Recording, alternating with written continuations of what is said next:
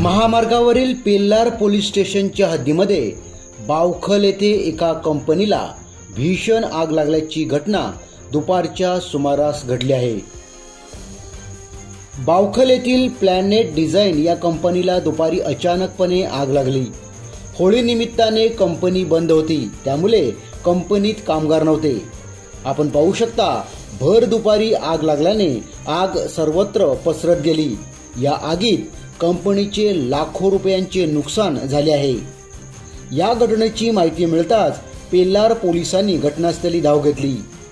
आग विझवण्यासाठी वसई-विरार महापालिका अग्निशमन दलाच्या 2 गाड्या घटनास्थळी दाखल झाल्या होत्या।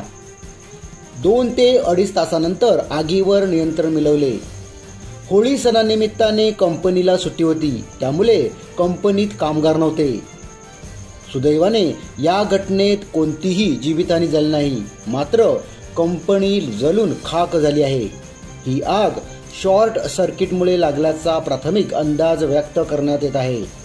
या घटनेचा अधिक तपास पोलीस करीत आहेत।